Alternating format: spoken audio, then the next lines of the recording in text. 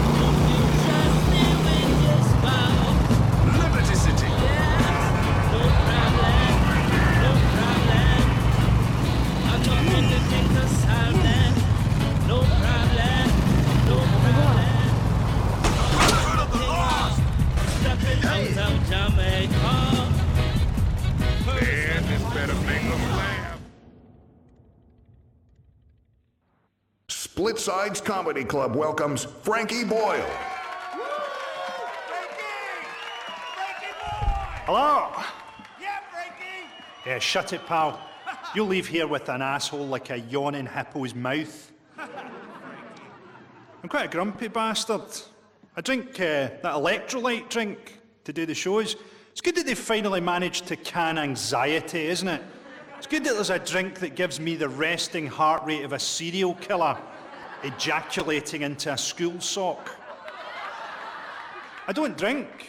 My best mate gave up the same time as me, and he said it was because he could never imagine anything worse than waking up in the morning with less money than you thought you had and a really sore head. And I said, it could be worse.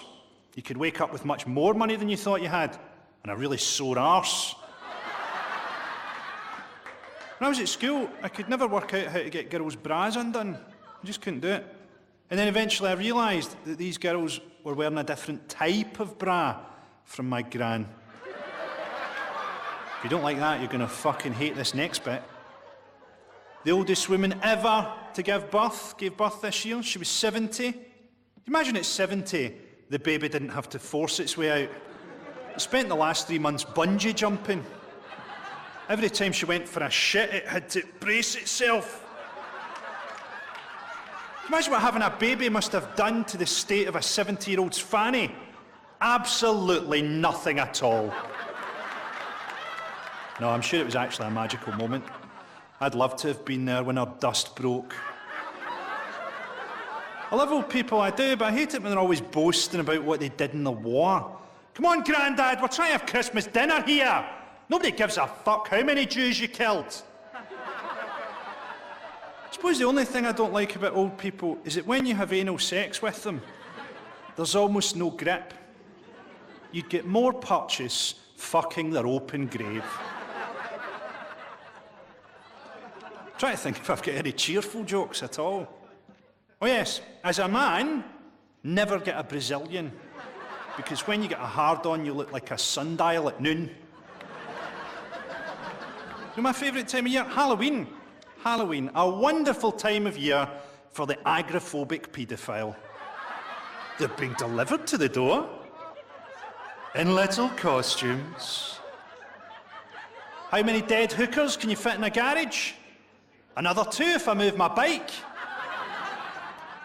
See, I think a lot of the stuff with offensiveness in comedy comes from the fact that we're often talking about big stereotypes and generalisations. And they're not always true, are they? So, for example, I've got a friend who does a routine about, oh, don't you hate it when your partner comes to bed and they're cold? They try and get heat off you. And I always think, well, what if you're a necrophiliac? Maybe you love it when they're cold. Oh, that's brilliant, you're freezing. Don't move a fucking muscle.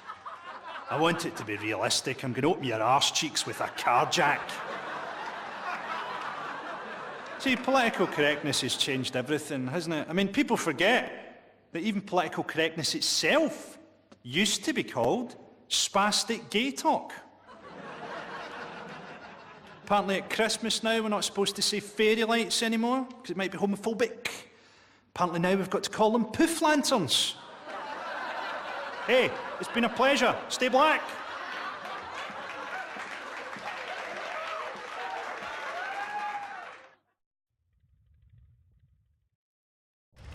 Well, at least we laughed.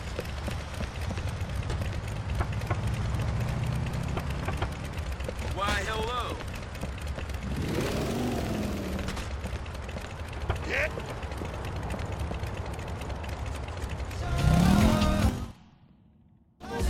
Johnny, man, I love you, but I gotta go. See ya.